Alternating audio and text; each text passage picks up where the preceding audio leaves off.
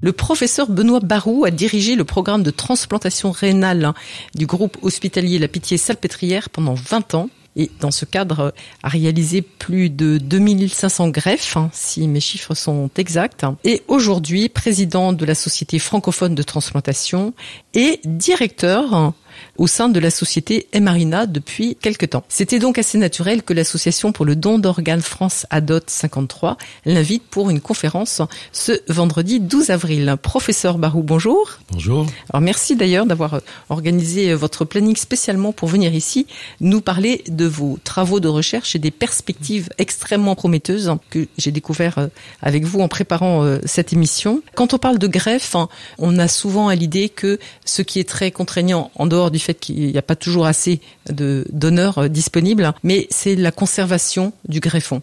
Est-ce que c'est assez juste de dire ça ? C'est complètement vrai. Ces lésions, alors je vais employer quelques gros mots, mais que je vais essayer d'expliciter. Ces lésions d'ischémie-reperfusion, c'est-à-dire ischémie, ça commence. C'est-à-dire que c'est l'organe que vous avez prélevé chez le donneur qui est déconnecté de la circulation. Donc il n'a plus d'oxygène, il n'a plus de nutriments. Donc on peut pas le garder très longtemps. Et on parle de reperfusion parce que quand vous allez implanter ce greffon chez le receveur, les choses vont s'aggraver paradoxalement dans un premier temps. Donc ces lésions d'ischémie-reperfusion, c'est le cauchemar du transplanteur. Alors comme vous l'avez dit dans l'introduction, j'ai effectivement travaillé 40 ans à la PHP, que j'ai été nommé interne en 1983, professeur des universités en 2003, et j'ai dans mes activités de recherche fait connaissance de Frank Zal, qui est le découvreur de l'hémoglobine dont on va parler, qui montait sa société qui s'appelle Emarina. Et donc dans le cadre de notre unité INSERM, on a fait tout le développement préclinique de cette hémoglobine. Donc ça fait 15 ans qu'on travaille ensemble, et donc au 1er septembre dernier, j'ai décidé de modifier un peu ma carrière. J'ai quitté l'assistance publique pour rejoindre Franck au sein d'Emarina en tant que directeur des affaires médicales, car bien sûr il avait besoin d'un médecin avec lui pour pouvoir développer cette hémoglobine qui, vous allez le voir, a de très nombreuses applications en médecine. Parce qu'en fait, dans de très nombreux domaines, transplantation y compris, un des problèmes est d'être capable d'amener de l'oxygène dans toutes les situations, où je vais employer de nouveau un gros mot, toutes les situations d'hypoxie. Ça veut dire des situations où on manque d'oxygène. Et ça fait des années qu'on cherche à trouver un transporteur d'oxygène qui en donne juste ce qu'il faut, c'est-à-dire assez, mais pas trop. Et naturellement, ce transporteur d'oxygène que nous avons tous, c'est ce qu'on appelle l'hémoglobine. Je pense que la plupart des auditeurs ont déjà entendu parler de l'hémoglobine. Notre hémoglobine à nous, elle est dans le globule rouge. Elle est protégée dans une espèce de cocon qui la protège. Alors le globule rouge, ça protège l'hémoglobine, mais ça a aussi des inconvénients. Vous savez très bien qu'on ne peut pas transfuser n'importe quel sang à n'importe quel individu à cause des groupes sanguins. Et ces antigènes de groupes sanguins, ils sont portés par le globule rouge. Donc ça fait des années qu'on cherche le moyen d'utiliser l'hémoglobine sortie de son globule rouge pour pouvoir justement corriger toutes les situations d'hypoxie, c'est-à-dire de manque d'oxygène. Eh bien, l'hémoglobine n'étant pas faite pour être sortie du globule rouge, toutes ces tentatives ont échoué. Alors là où l'hémoglobine découverte par Frank Zal est intéressante, c'est que c'est une hémoglobine naturellement extracellulaire. Alors d'où vient-elle ? Elle vient du ver arénicole. Alors tout le monde connaît le ver arénicole en fait. C'est celui qu'on voit sur la plage. C'est les petits sur la plage, mais sur la côte atlantique. Vous n'avez pas ça en Méditerranée. Donc c'est en fait avec ça que les Bretons vont pêcher. Simplement, Franck s'est posé une question. Alors, quand il était jeune, il était fasciné par le commandant Cousteau, qui lui a fait son plan de carrière, et donc Franck a suivi. Et il est devenu biologiste marin, il a passé une thèse de biologie marine à Sorbonne Université, Paris 6 à l'époque, et puis il est devenu biologiste marin, et sa thématique c'était l'adaptation du monde animal aux conditions extrêmes.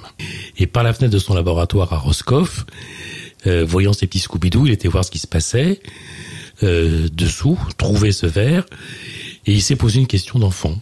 Alors certains enfants se demandent pourquoi le lait est blanc.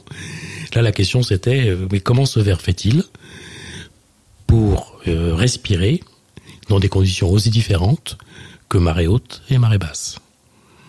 Question d'enfant. Légitime. Là, c'est légitime. La suite, c'est moins une question d'enfant. C'est quand même vraiment une question de scientifique, parce qu'il a fallu comprendre ce qui se passait, et ça vient de l'hémoglobine de ce ver arénicole. Alors, on lui a donné un nom de code, M101, on en reparlera peut-être, Mais c'est cette molécule-là, qui est une molécule extrêmement complexe, qui la décrit complètement du gène jusqu'à la structure complète de la protéine. Et le fait que cette hémoglobine soit extracellulaire rebat complètement les cartes. C'est-à-dire qu'en fait, toutes les raisons pour lesquelles on a échoué à trouver un transporteur universel d'oxygène vont tomber. Parce que cette hémoglobine est naturellement extracellulaire, donc elle n'est pas protégée par le globule rouge. Donc ça veut dire que si vous l'injectez dans le système sanguin, elle ne se dissocie pas. Elle ne va pas se transformer en méthémoglobine, nouveau gros mot, qui est la forme oxydée qui ne transporte plus d'oxygène, donc elle ne perd pas sa fonction. Et comme elle est grosse, elle va rester dans le système vasculaire et ne va pas aller interagir avec les structures adjacentes, ce que fait notre hémoglobine si on la laisse libre dans la circulation sanguine. Et si vous injectez de l'hémoglobine humaine dans la circulation sanguine, vous allez provoquer une hypertension, des accidents vasculaires cérébraux, des infarctus du myocarde, bref, tout un tas de complications qui sont la conséquence de cette interaction avec l'hémoglobine humaine et les structures adjacentes et qui font que c'est impossible à utiliser en thérapeutique. L'hémoglobine du ver arénicole ne fait pas ça parce qu'elle est naturellement extracellulaire, qu'elle résiste à l'oxydation, qu'elle n'est pas toxique et en plus on a montré qu'elle n'était pas immunogène. Elle ne provoque pas d'anticorps qui la neutraliseraient. Donc ça en fait un candidat thérapeutique pour de très nombreuses situations d'hypoxie. Alors on a commencé par la transplantation, mais il y en a bien d'autres. Alors ce ver arénicole, ce qui est particulier, ce que vous m'avez expliqué, professeur Benoît Barroux, c'est qu'en fait, il est extrêmement ancien, il nous précède et il n'a pas bougé. Sa forme est restée la même, identique. Son identité est la même. Ça, c'est assez extraordinaire. Et effectivement, il a 450 millions d'années, ce ver. Quand on regarde l'évolution depuis le début, alors d'abord, il faut se souvenir que la vie est sortie de la mer. Donc, quand on va de la mer à la terre, on passe par où? Par la plage. Donc, c'est pas très étonnant de voir ce ver sur cette plage. Donc, il est au niveau de l'estran. Alors, l'estran, pour ceux qui ne connaissent pas, c'est toute cette partie de côte, alors surtout sur l'Atlantique, qui est couverte à marée haute et découverte à marée basse. C'est un milieu qui est extrêmement riche. Et la question, c'est mais comment se fait-il que ce ver est capable de résister à des conditions d'oxygénation aussi différentes? Et en fait, donc ça vient de son hémoglobine.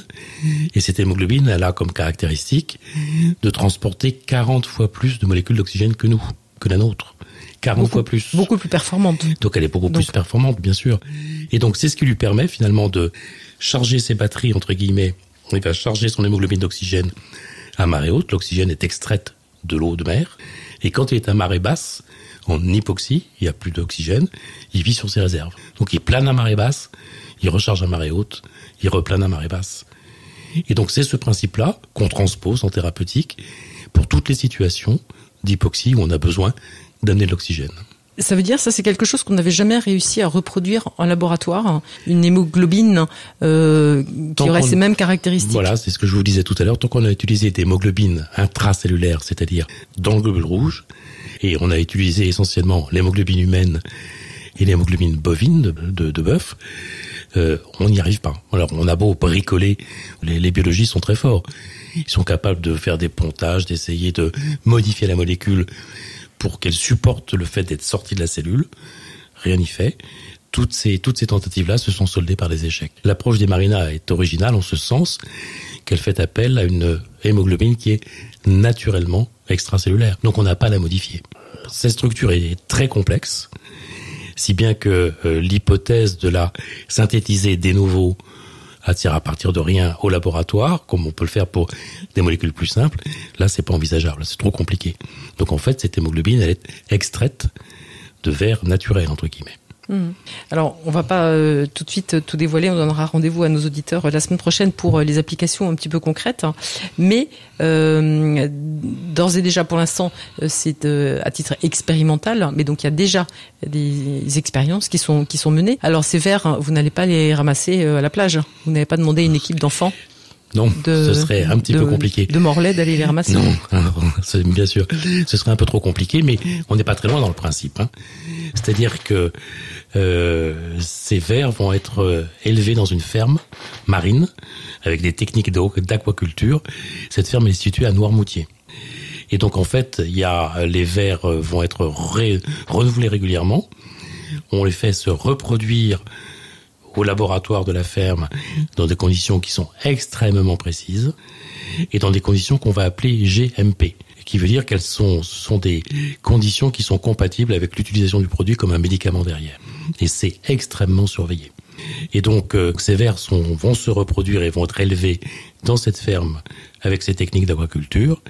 Et l'hémoglobine sera extraite de ces vers pour être utilisée. Donc, après, il y a tout un processus de purification pour qu'on puisse les utiliser le moment venu en tant que dispositif médical ou médicament.